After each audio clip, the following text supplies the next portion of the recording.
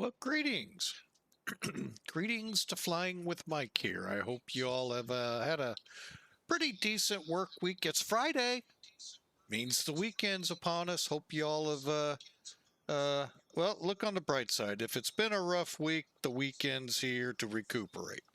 If it's been a pretty good week, hey, you're gonna, enjoy the weekend as well. So, hey, glad to have you aboard. Yep, we're back into Queen of the Skies. We are flying the Felis 747-200 Classic. Continuing, this is going to sound a little weird, but we're flying for Piedmont Virtual, who happens to just be this hodgepodge of a whole bunch of historical airlines. Back in about 2008 to 10, somewhere in that ballpark, Northwest Airlines ceased and became part of Delta. Up until that point, they were one of the legacy airlines, along with Continental, who got gobbled up with United. And US Air got gobbled up by America West. Pretty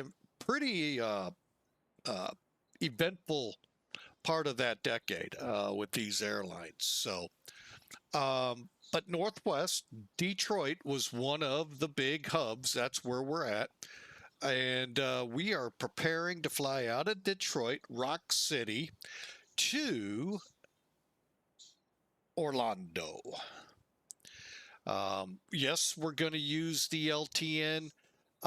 If you by chance happen to be scrolling through Discord and are one of the members of Flying with Mike, you might have noticed I was live over there and basically going through, albeit quiet, the setup procedures to get the LTN ready to go. Not to say this guy's going to do any better after that. But we actually have that gizmo all set up and ready to go. And yes, gizmo is a flight term.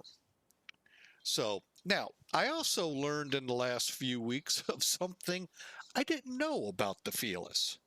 And I don't know how many of you knew this, but you don't necessarily have to go into the EFB to open up the cargo doors.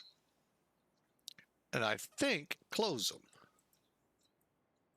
I think I'm in the wrong spot. That's why.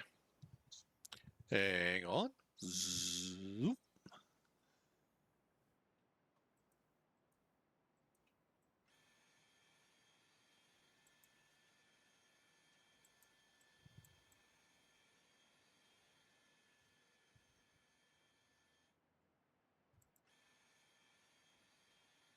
Ain't that special? I thought it was. I don't know if you all thought it was, but hey, I thought that was pretty slick that I could actually do that from out here. One other note, and I was curious about this on our 767 flight with FedEx. Did you have to have those open to load it? It's going to be a weird answer. Yes and no. Let me explain. All right, when you come in here, first off, of course, we all know, well, if you're not, and you're new to Flying with Mike, hey, going to learn something about this plane that I'm pretty sure you already knew. The EFB, and yes, I know the EFB did not exist back in the day of the 747-200s. It does here. So kind of get over yourself. All right, load calculator. It is exactly as the words say. It's your loading the aircraft, giving you the numbers you'll be using throughout the flight, calculating. The actual loading of the aircraft is done here with your fuel, refuel, payload. This is where the passengers and the cargo get loaded. Now, as you can see, we've got a pretty full flight today, and you'd expect that on about a 2-3 hour flight, 2.5 hours, I think it is. So, Hang on a second. There it is. All right. So as you can see, the cargo. Now, when you click load with those doors down, and of course, it's not loaded yet. Here's what's currently on. I've already put the cargo on. When you click load, guess what happens? They open. In this case, they got about halfway and came back down because it was loaded. It's kind of funny to watch. We're not going to recreate. However, you have an option with the people. You can board them and they will board at real time. So yeah, you may have some stragglers, which always to the crew stinks. To a certain point, when they go door closed, they're done. And then you get to watch them banging, trying to get in, and security come in, take them to the ground, and cuff them, which they should do for being like that. Shouldn't be on a plane if you're going to be that agitated. Anyway, so yeah, we can do that, or we can instantly board them, instantly load them, and then we don't have to wait. Well, since I'm trying to think how much more I have to go, I don't think we have much. Well, let's just do it. We're going to board the people. So here they come. We'll see the number here start to increase as they get checked in. Ticket, please. And then that number, when it gets to 351, that could take about 10 to, could take up to 5, maybe more minutes. So just be wary that that takes time. Okay. Same with fueling. And now there is an update I keep forgetting to put in for this aircraft. So we are running 7, I think, whatever the heck it is. No, I don't have it out. So, and I don't think much to what I have one concern with this plane right now. And it's one of those, gee, could we kind of go back to how it was when we get into the plane?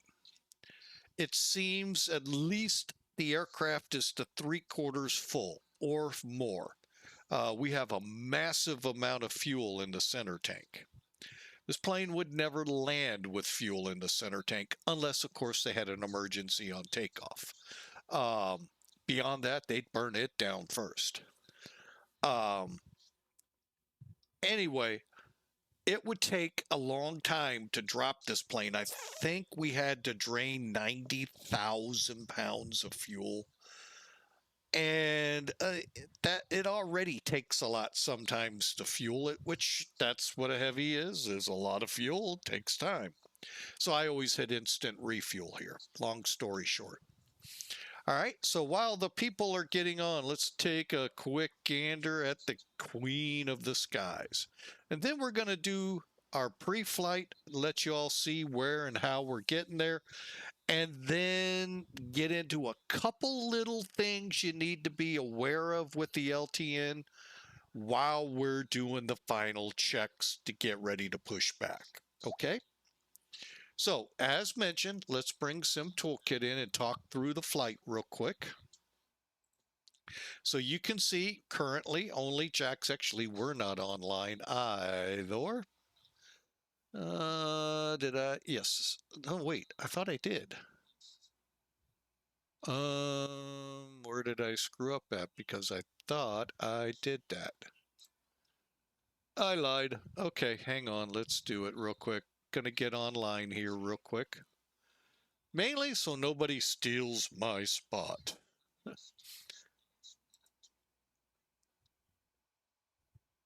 I have to admit, VATSIM, you do crack me up a lot of times, and this is no different. You confirm I'm not a human. Once you confirm I'm not a human, then I got to log in? Huh? Yeah. That one kind of makes me go, what are you thinking? But then I say the word VATSIM and I go, oh yeah, there is no thought behind it sometimes. All right, so we can take, we'll just go for it. What the heck? All right, so we got everything. I think we can make that time now. Boom. Which one are we? Northwest 430. NWA 430-742. Go for VATSIM. All right. We'll get to that in a minute. As they say, a minute to win it. How about that one? How many of you have heard that line before?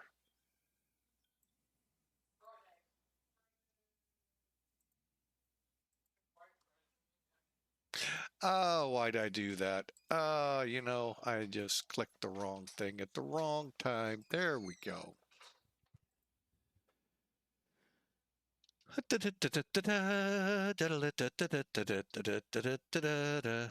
Oh, wow. Stays is all the way down there. I thought it was closer to Detroit. Wow.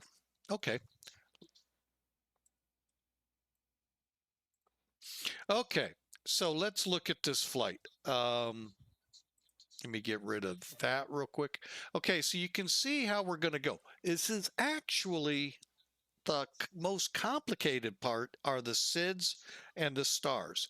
With the LTN navigation system that comes with Felis, you are capable of RNAV approaches. You are not capable, by definition, in the SIVA, unless, and I feel for you if you do it, have the coordinates for each of the fixes in an RNAV approach. Usually, you would fly a conventional VOR NDB type approach. God help you if you do an NDB, or God love you, because this kid never understood NDBs in his private piloting. Never, ever. Oh, anyway, so that's how the SIVA would work. The LTN is kind of, you had the SIVAs, then you bridged with the LTN into the FMCs, and now McDo's and so forth that you see today. The LTN and the SIVA are only going to control what the airplane is doing horizontally. Okay. It will not handle vertical, horizontally, or lateral navigation only. You, the pilot, take care of the third dimension, the up and down. It's not going to be programmable or anything into either unit. It is only programmed into you, the pilot. All right. So that's the first thing to know about this. Secondly, it's not hard. We'll get to the second one here in just a second. Let's clear this screen here in a minute. 78,975 pounds. I actually got pretty close to the zero fuel weight today with 1,800 pounds of cargo. Yeah, not the 17,000 you see there. Zero fuel weight's 465. I think we ended up at like 700. So we're pretty close. Block fuel, no, it's around 90,000. So, but we'll go through that here again in a second. This becomes kind of an aiming point, if you will. The actual loading that we did on the EFB, that's going to give you your numbers. Don't worry. We do have takeoff, landing, performance information we can gather from it. Don't worry. 351 peeps daring to fly to Disney World with us today. 17,050 pounds of cargo. Okay, it might be down under there, but it's going to be baggage and maybe cargo. Today's departure will be actually 4 left. And I'll explain when we get into the charts. Orlando's landing currently south. So we're going to try to shoot for the 17s, I think, are on that side. Yeah. 17 left. I'd rather land 17 right, but you know, they'll tell me where to go, as they always do, when we get there. Mach 8 or Mach 0.85 today for the cruise speed, again, controlled by the pilot. Actually, controlled by the autopilot, but nothing to do with the LTN. 38,000 is going to be our top altitude. Okay, now looking at this flight plan here, and I'll put it up here again for you all in the chat here on Twitch.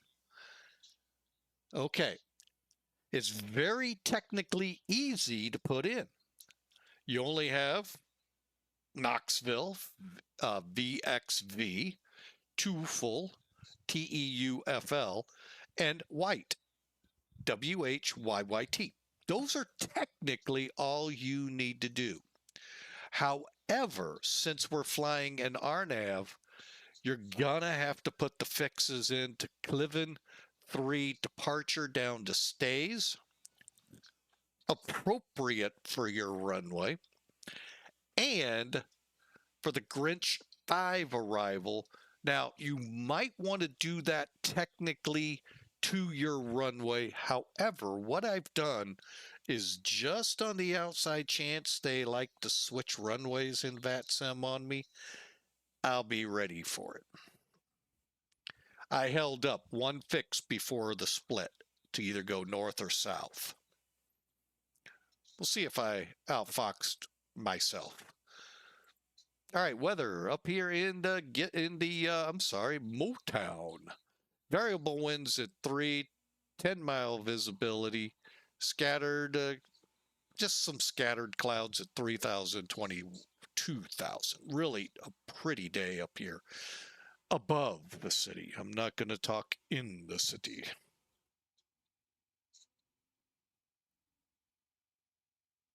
All right, down in Mickey World, Orlando.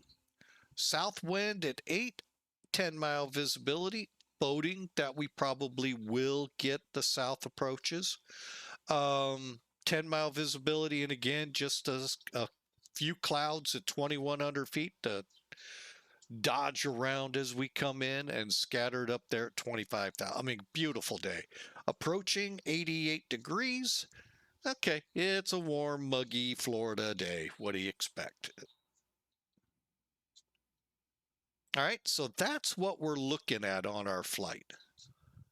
Now, we get some toolkit out of here. First thing to know about this lovely gizmo called the LTN-92. First thing you have to make sure you do is establish a stable power source, and it stays on that power source until aligned. Okay, very key. Even in the simulation world, I've been told if you switch, you're going to probably screw up your alignment. Not cool. What do we mean by stable? Well, let's get over here to the panel. Okay, I'm going to zoom in. All right, here is your external powers. They're lit up. Green saying that they're on there.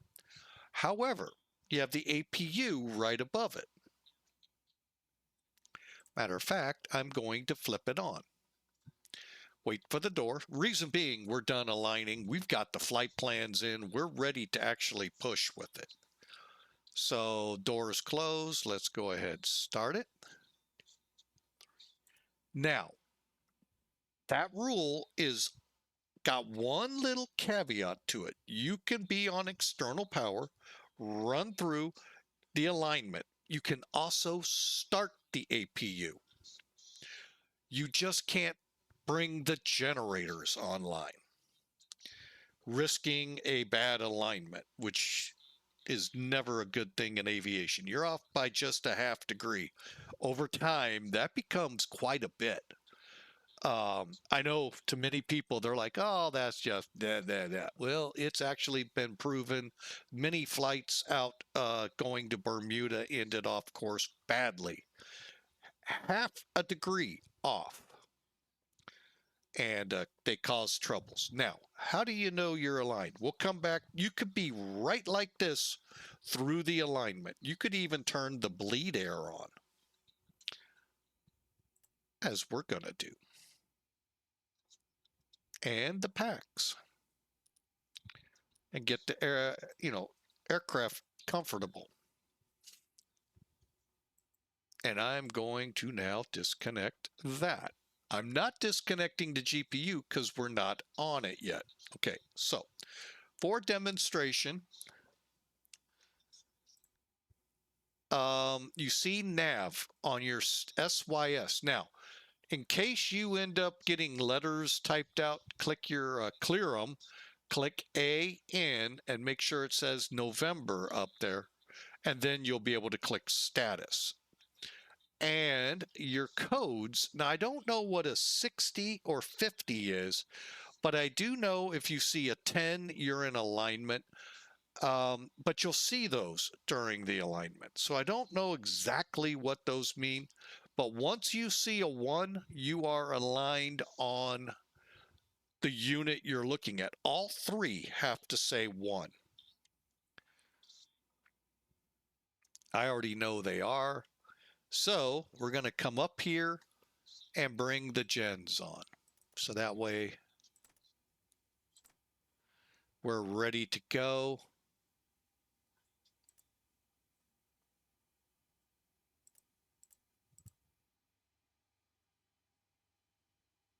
I'm not sure. I don't know if I've ever seen that light before.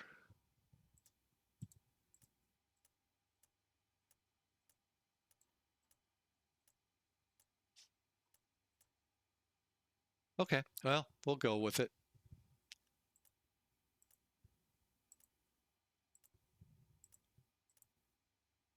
Okay, so it must be waiting for the big engines to come on. Okay. All right, so we are now on external power. Again, everything's green, APU's fired up, and we're no longer green on the external power. So we just simply come over here and go, Mother, may you. Cockpit to ground. Disconnect ground power.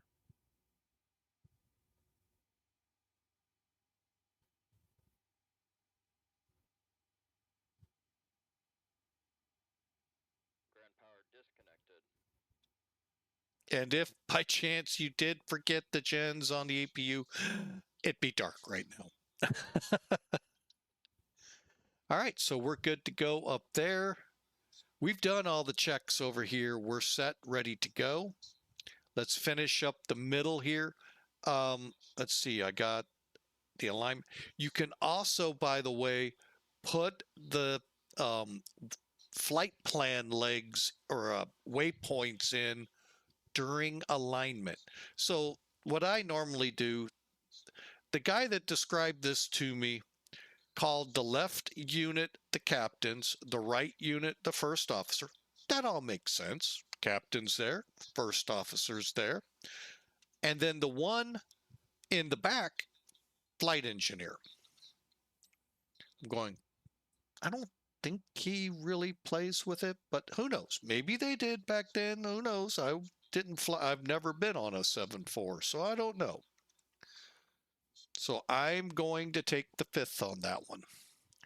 However, now the other thing you're going to have to do is get your clearance from Clarence and get ready for that when you get to the runway. Meaning, if they tell you, like in our instance, if ATC were to come up and say we're going to take off on a different runway, then we're going to have to figure out how we're going to do that. Reprogram is usually your best bet. Or are we going to work our best to fly the route? Good luck with that one. Flight sim is a lot easier than the real world, believe me. To basically get us around the horn here, going to Paul. Then on to our rest of our route. That will not change. Getting to Paul might. All right. Once we've got that all loaded, what I did down on the Grinch 5, remember I told you I did not put all the waypoints in. I have white and all of the waypoints leading up to Bake.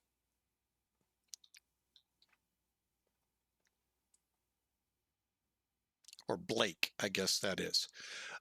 From there, you either go to Bunny and over for the 17s and 18s, or you head to Wooville and go down to the 36s and 35s. Okay, so that's what I did. I brought the waypoints down to there. Make sure the last waypoint is your airport. Now, it can use your airport at an airport ICAO as a fix. Say, you VFR guys, you love to go airport to airport to airport to airport, or fly roads, That's you IFR pilots. So yeah, you could stick an airport and go that way. But in this case, we're using it as the block. So when we do get assigned our runway, which I will be trying hard, all I got to worry about is getting us to Yago. And then from there, we're vectored. And then I'll have the appropriate ILS frequency set up and we'll get on it and fly in on it. Or we could do an RNAV, but then that means putting a lot more fixes in. Again, it is our nav approach capable. Cumbersome, but capable. It's not like a McDo where you go, RNAV, 17 left, via this, boom, execute. No, it's not that simple. No, but it can be done. You just gotta, that's what the other guy does. He starts putting in all of those fixes so you guys can go right on to the RNAV and right in. All right, so let's finish this up. We finished with getting our up, down, left, rights completed, checked our upper part, although I don't think I did the flight directors. Okay, now we're going to start working our way across. Everything looks good so far. Let me get back in the center because I'm going to push a test button. Oh, why didn't you sound? Ah, that's why. There we go. All right. The altimeter, is it still 02 or 18? I'm sorry, that was yesterday's flight.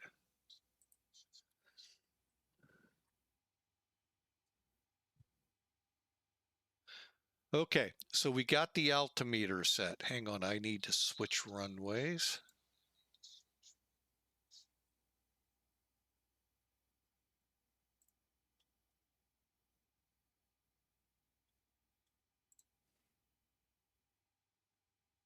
Okay.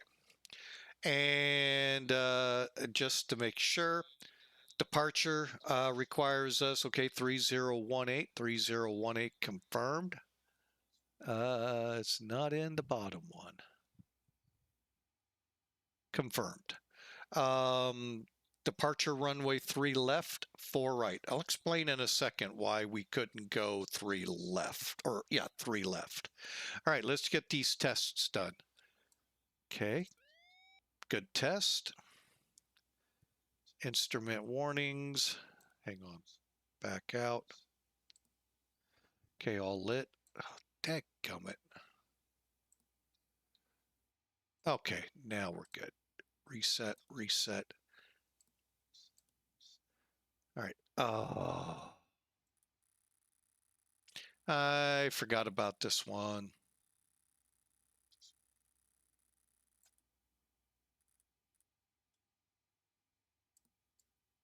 The altitude alert test.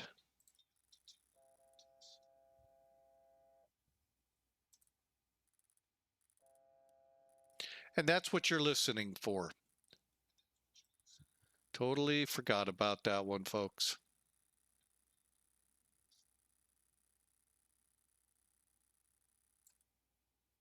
All right, back up to 38. All right. Now, the GPWS, we never hear that.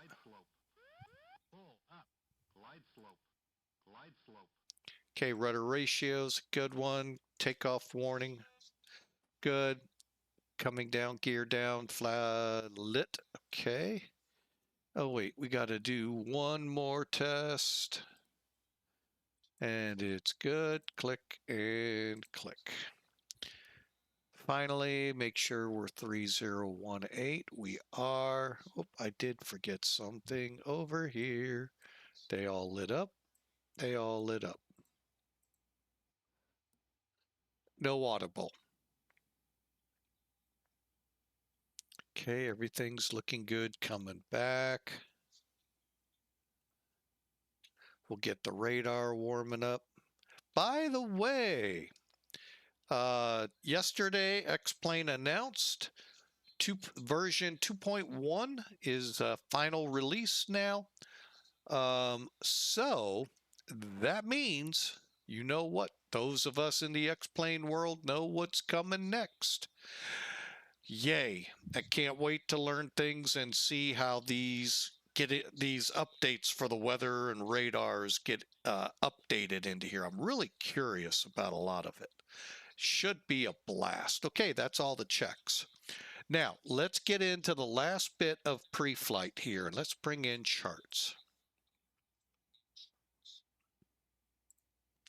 All right, first thing, you can see where we are. Now, the reason we didn't take 3 left, it's 8,500 feet. Now, I believe that's enough runway for us on a short-haul flight.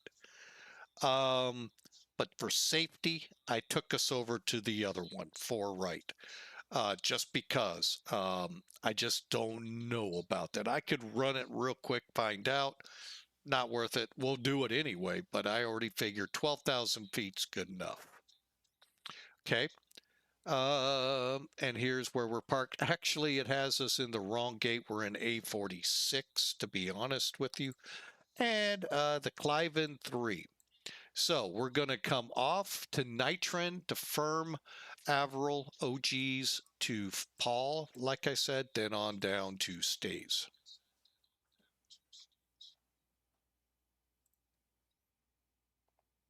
And then here's our route headed on down. I do have that turned on, right? Yes, I do. Okay. I was like, oh, what happened? They were up. Anyway, Stays, there's a Volunteer, which is Knoxville, Twofull, and then White. And then on down into Mickey World.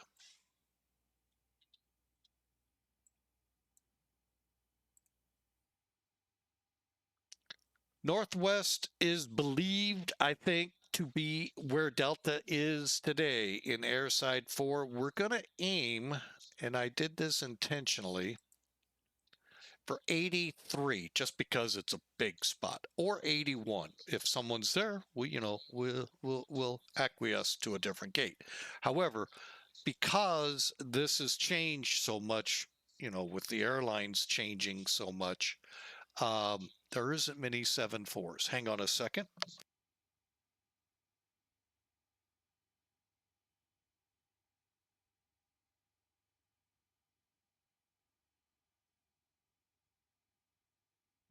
All right, we're back, folks. Oh, wait, hang on a second. Oh, I thought I did hear an echo. There we go. All right, it was coming from what I'm watching here for people coming in. All right, so that's where we're going to end up, we hope. So we have not declared our runway until we get closer, just to make sure they don't switch us. Preference would be to 17 right, but currently, or the ATIS is saying 17 left, which is fine and dandy. We'll take either one.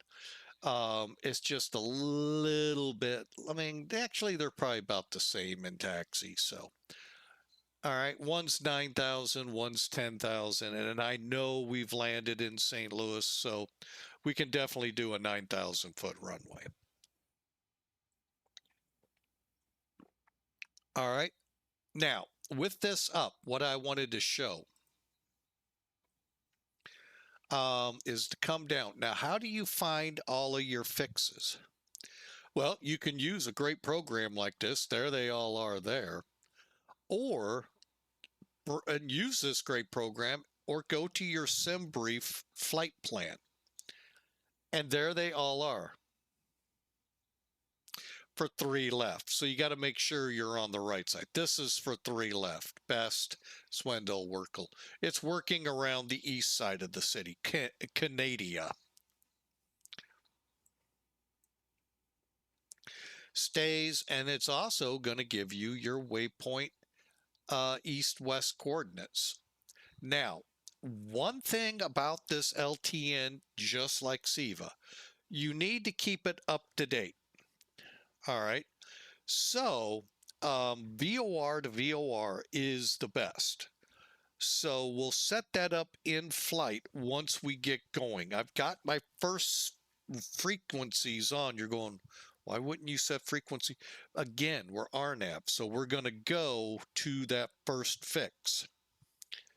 You know how you see and hear, clear for takeoff, runway so-and-so, RNAV to, in this case, Nitron. You're going to fly the departure to that point and then expect further. Usually they give you the first one. There might be some smarty butts out there that say RNAV to OGs, and there'll be some that'll go direct OGs. You're still supposed to fly the RNAV.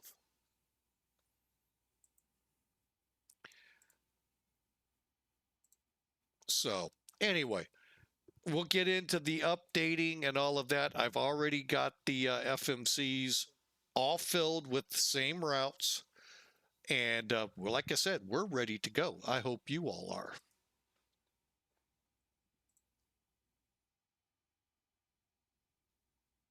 All right, let me just get ACARS running for the VAMSIS, otherwise known as Pegasus.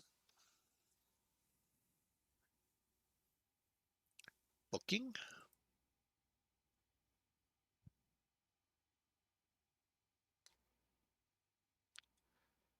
Start flight.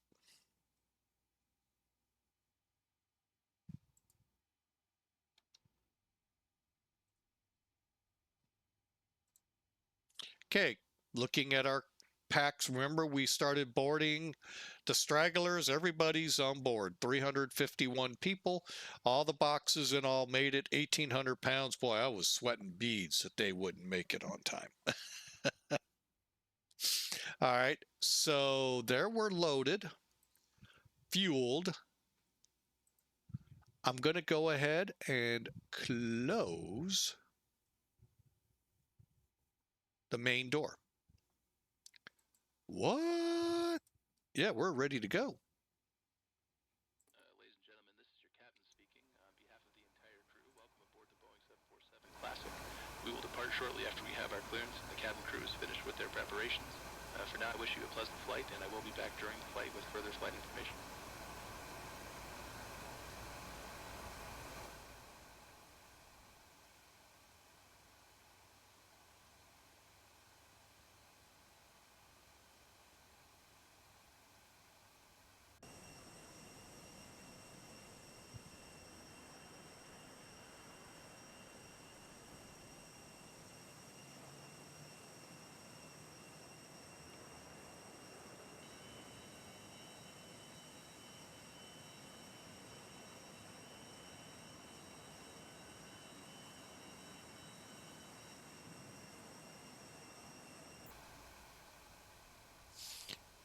All right, we are ready to go. Looks like the cargo doors are all closed.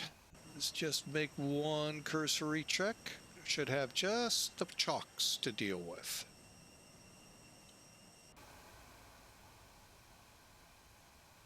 All right, let's get better pushback.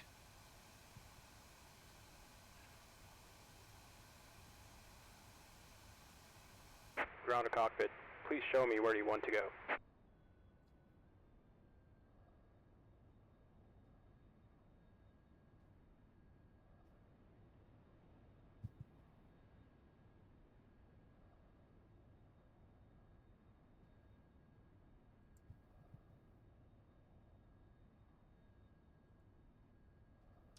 Ground to cockpit. Tow is driving up.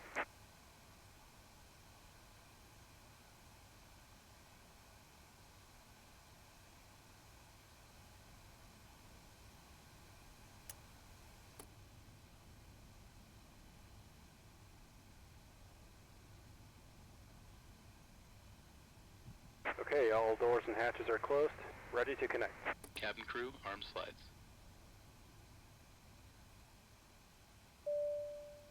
All doors are closed and armed.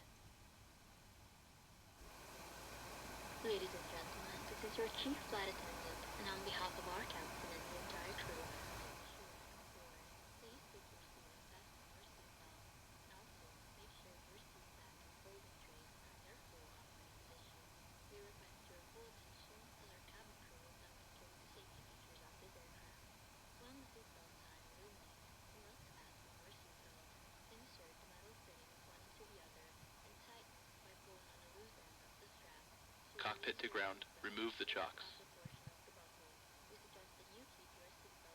Tow connected and bypass pin inserted.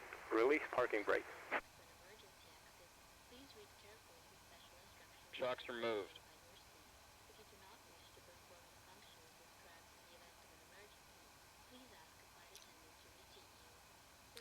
Okay, one last thing I gotta do here, set the squawk.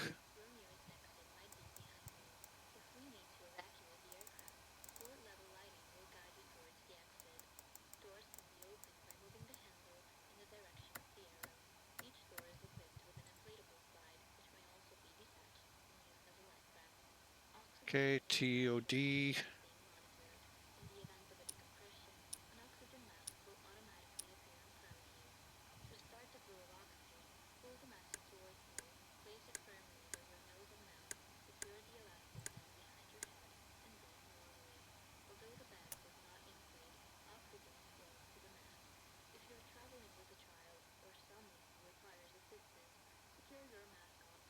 Parking brake released.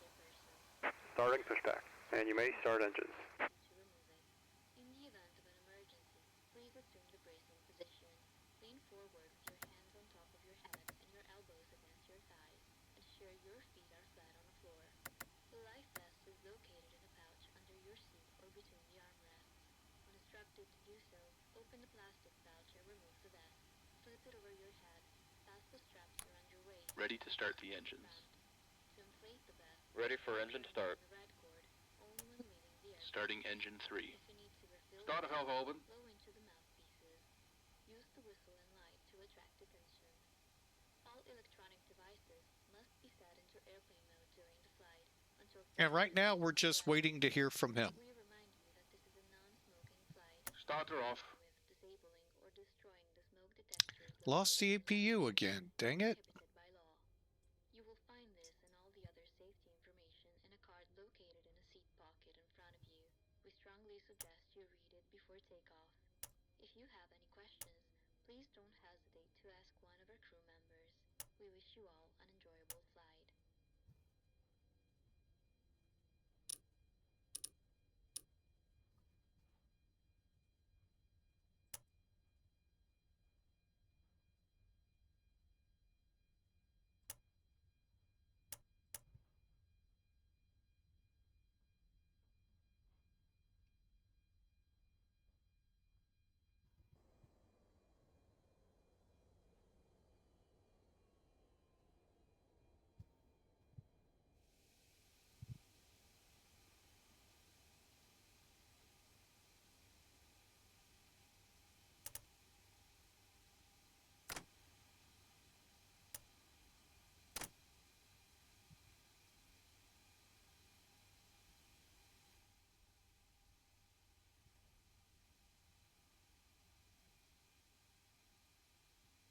Starting engine 3.